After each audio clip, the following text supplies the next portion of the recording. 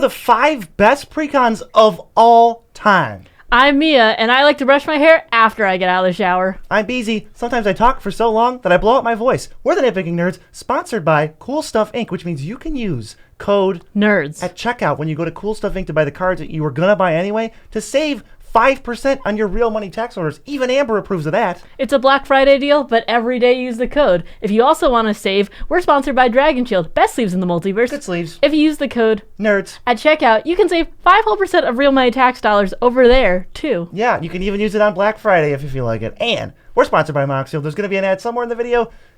Don't try to guess where it is because you'll be wrong. It's simple. It's simple. And happy birthday to everyone whose birthday is today. So Mia, what are we doing? Today, we are going to be talking about the top 5 precons of all time. These are the best precons, the strongest ones out of the box. We're not going to be talking about things like reprint value or things where you can switch the commander with the alternate one. We are going to be keeping the base commander the same and just playing it straight out of the box and which ones just slap the hardest. But since we had to comb through so many precons to get this list, we had to leave a few on the honorable mentions list. The first one here is Party Time with Nalia Dr. Nice as the commander from Baldur's Gate. This was a pretty strong deck. I think if you could switch the commander out for Precons and Folk Hero, this would probably make the list. But Nalia is just not quite good enough, and the deck was like medium plus, but Precons slapped. Yeah, Precons and Folk Hero as the commanders were really, really good. Nalia wasn't that bad in the 99, but her as a commander just wasn't that great. There are also a couple of really awesome new cards in the set, like Black Market Connections, and also there was Deep Gnome Terramancer. Yeah, there was some good stuff. The other honorable mention is Aura of Courage Galea. This actually got our #1 precon, I think, from 2021 when it came out from D&D. That was taking into account reprints and stuff. This precon had fantastic reprints and like really good monetary stuff going for it. So if that was allowed, it would probably make the top 5. But we're just doing the 5 best decks. And we couldn't leave out this next honorable mention. It's Moxfield.com, the best way to build a deck online. Possibly the earliest Moxfield deck we've ever done this calendar year, and you got to see it. I think we should just start the video with a Moxfield ad next time. But with Moxfield, they actually have a Wizards of the Coast account on their site that they run personally that you can take it just takes the entire original precon list, no edits or anything, and just pastes it on there. So if you never need to refer to it like we do often, you can just see it. Yeah, it's actually perfect, and it's the perfect thing I want to talk about because it's like, I want to see the Aura of Courage unaltered precon with Galea as the commander. When you just search that, you're going to get a whole bunch of ugly, redacted results. You can't trust them. You don't know. But this is literally the exact printings, the exact deck list from all the precons, every single one they've ever done. Super awesome. Moxfield, we love you. Number 5 on our commander list is Guided by Nature, which has Freyalise, the Llanowar's Fury, as the commander. This is from Commander 2014. It has an average mana value of 3.76 without lands. Freyalise Llanowar's Fury is 3 green for a 3 loyalty planeswalker that says you could +2 her to create a 1/1 green elf druid creature token with to tap it, add green. You can -2 to destroy a target artifact or enchantment, and -6 to draw a card for each green creature you control. And she obviously can be your commander. Yeah, this is part of that Commander 2014 where they're like monocolored precons. I think this is the only time they ever did that outside of a future one that may or may not be on this list. But this was the only entirely monocolored like release group, and it was really cool, but they never went back to it. They did commanders as and they did planeswalkers as commanders. It was sweet. This was easily, far and away, the best deck. The game plan of this deck was to just flood the board with small green creatures, mostly elves. That was a heavy elf theme, and then just finish with an overrun effect. There was 1 mana dorks. We had like Llanowar Elf, and another one, I think Elvish Mystic was also in here, and then there was Elvish Archdruid, Priest of Titania, a ton of like big mana generation. And another thing I loved about this deck was that there was 11 ramp, 11 card draw, 11 removal, and 7 overruns. So you flood the board with stupid creatures plus Freyalise over and over and over. Then you got like Beastmaster's Ascension, Overrun, Izuri, all in there to make sure that you're just going to draw a game ender every game. In mono green, it is so easy to ramp towards your commander, and since she has built-in card advantage and you're just putting down a bunch of cheap creatures every turn, you're easily able to get that ult and keep your hand full. Unfortunately though, the weakness that this deck has is that some of the removal is a little bit specific. There's certain ones that can only destroy flyers, for instance, and that makes it not able to stand up to other types of decks. Yeah, the removal was a little lacking. There's like Tornado Elemental, Whirlwind, Predator Flagship, like a couple like real head scratchers, but at least If you're really under the gun, Freyalise can destroy artifacts or enchantments, but you're just going to have to worry a little bit about creatures. I think the only ways to deal with that would be one of the best new cards in the Precon was Song of the Dryads. So that could deal with creatures, but you're going to have to do some weird Predator flagship nonsense if you want to hit any type of creature. Yeah, the mana base itself was pretty good considering it is monocolor, so you only need basics for the most part. It's 25 basics and 4 utility lands. Plus there's other mana producing lands themselves. Overall though, you have your mana base covered very well. Yeah, that's another thing about this deck is when you want to play them out of the box and you want to see which one performs the best. Let me tell you which one's going to have 0 problems casting all its spells. This one. There's literally no possibility to get color screwed. They know you want untapped green mana, and they're going to give it to you. There's not really much. There's like 4 or 5 colorless lands. Totally fair. This really works. And there's even some ones that help ramp you into Freyalise. There's a weird one that like sacks for 2 green, and there's Crystal Vein, which sacks for 2 colorless. So even if you don't have like Llanowar Elves, you can still cast Freyalise on like turn 3 or 4. Moving on to our number 4 Precon of all time, it is Planar Portal with Prosper as the commander. This is from the original D&D set of Precons. Average mana value for this deck a little bit lower than the last one, is 3.62, and the face commander is Prosper, Tonebound, 2 red-black for a 1/4 death touch. At the beginning of your end step, exile the top card of your library until the end of your next turn. You can play that card, and whenever you play a card from exile, create a treasure token. This is such an amazing commander considering you have card advantage and mana advantage built right into him. Plus he's only 4 mana, so he comes out really quickly and it's not that hard to cast him in the future. Yeah, he definitely carries the deck a little bit, but the deck still has like really solid bones. You're just trying to exile cards using Prosper and other impulse draw type stuff, every type of exile, whatever you want, and then gain card advantage, mana advantage with your commander. Plus, since Prosper's giving you all the mana, if this deck is just a bunch of card draw, which it is, then you just use mana to play card draw, to play mana, to play card draw, and it just kind of spirals out of control. You can always cast Prosper or recast him as long as you get a couple treasures each time, because he just powers himself out. So it's like hard to keep him off the battlefield. Honestly, this deck is really strong considering it always makes sure that you have spells to play. It has over 23 ways to cast from exile. This includes things like Cascade too, along with just typical impulse draw type deals. Yeah, there's like Ignite the Future, Light Up the Stage, Commune with Lava, just a million different things that you can do. The weaknesses, I would say the hardest thing for this deck is closing out the game. The main 2 win cons I can see are Marionette Master and Pontiff of Blight. They're both really good, and you can easily win the game the turn you cast them or the turn after if you untap with them. But if you're playing this deck out of the box, don't just throw those cards out willy-nilly, because I think if they both die, you're like really in trouble. That's the only thing with this deck. Yeah, I think the deal with that is for Marionette Master at least, you need to save your treasures from Prosper so you can cash it in for that, because there's not as much artifact making except for with Prosper. Yeah, the best new card from this deck is Grim Hireling. Not even close. This card is like absurd. I don't know why it has all the words on it that it does, but we're going to play it and it's going to be a busted. This is another way where you can make a ton of treasures to cast all of your spells. Regarding the mana base, there's 27 basics, 7 duels, and 4 utility. There's utilities like Spine Rock Knoll and Mortuary Mire, which we like to play in certain like budget decks and stuff.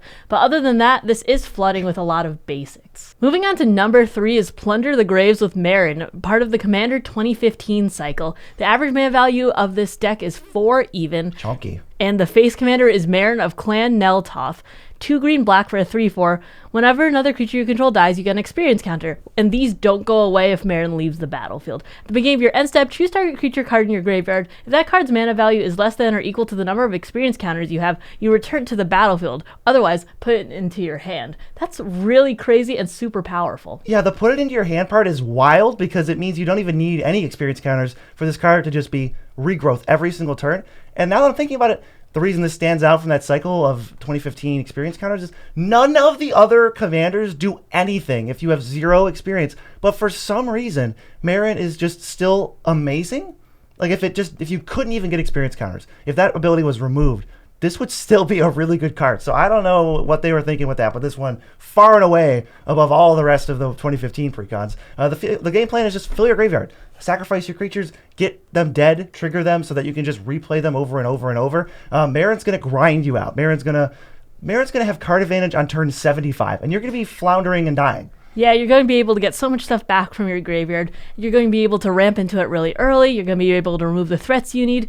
And you're going to be able to just keep recurring those creatures. There's 38 creatures in here, which is a ton and really focuses the deck to what you want to do. Yeah, there's a lot of like commander staples that you would play anyway. So even if you were upgrading this precon to the max, you're probably not taking out stuff like Skull Clamp, Eternal Witness, Shriekmaw, Sakura Tribelder, even like Victimize. It's on a little bit lower level, but it's still really good, especially for a precon. And this deck has a lot of ways to actually close out the game. I'm looking at Overwhelming Stampede, Classic. You just need one big creature for that to work out. Pathbreaker Ibex, basically the same thing, but it's on a stick. Kessig Cage Breakers, if you attack with it, if you have 20 creatures in your graveyard, well, there's 40 power in Wolves. What else is there? Regarding win cons, there's also Mazarek. So your team gets bigger and bigger whenever people, including you, sacrifice permanents. And Eldrazi Monument, which gives your creatures power and evasion and indestructible, which is absolutely amazing for combat-based metas. There's also a ton of sack outlets in the deck itself, so you can keep your creatures dying and keep them coming back to get all those triggers that you need. Yeah, downside to this deck, the sack outlets are not the best in the world. You don't have your premium versions. Some of them didn't even exist yet when this deck came out.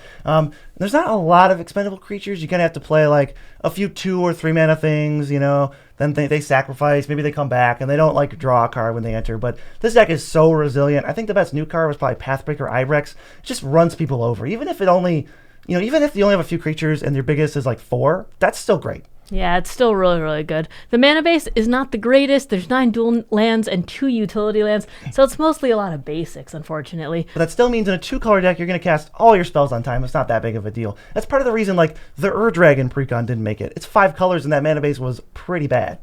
Yeah, they all come in tapped. That's a little rough. Now, I alluded to this precon a little bit ago, and a lot of you probably saw it coming, but this precon's really good. It's Necron Dynasties, number 2. It's Zarek is the commander, and Warhammer 40k is where it comes from. This average mana value is 3.79, so kind of right around that ballpark. Face commander was Zarek the Silent King. 1 black for a 3/4 flying. Whenever he attacks, you mill 3 cards. Then you can put an artifact, creature, or vehicle from among the milled cards into your hand. So kind of an okay value engine. Honestly, not the best commander, even in this box, but the deck is so focused and awesome that it makes up for this semi-lackluster commander. Honestly, I used to play all of the 4 Warhammer commanders together, and this one and the Marius one always shined above the other 2, but this one was the most consistent. Yeah, the deck's just filled with artifacts. It's got recursion, it's got ways to mill, it's got your commander, which does a little bit of everything. It's got 11 ramp, 7 removal, 7 card advantage type things, and then there's just, Wizards was like, here you go. I'll just throw in a couple bangers. You got Living Death, you got Their Number is Legion, and you got Their Name is Death, which can all take over a game by themselves. I also like the fact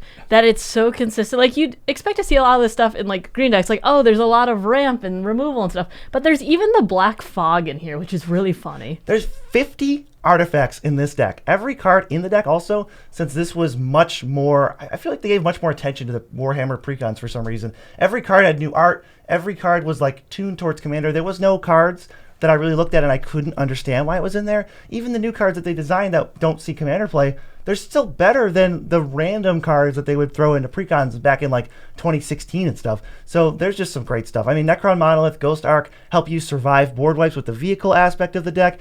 And like I said, every card in this deck just feels 10% stronger than in any other precon. Wizards put a lot of care into this, and I really appreciate that. However, this deck does just fold to all artifact hate. 1 Vandal Blast and your entire board can be gone. Yeah, you just kind of crumple to something like that, although you do have ways to recover. It's not like it's actual game over, but you should be very worried about certain things. I mean, Farewell probably just laughs in the face of this deck, but Farewell kind of just laughs at Commander players, so we can't give it too much of a downgrade. And we did, because it's the number 2 deck. Best new card, I was torn. Necron Deathmark enters, destroys something, mills 3. It's like everything the deck wants to do, and it's pretty sweet. Scepter of Eternal Glory is also very good. Maybe fits into more decks, especially monocolored, so I like both of those a lot. Yeah, I think they really bring a lot of value to the Commander scene.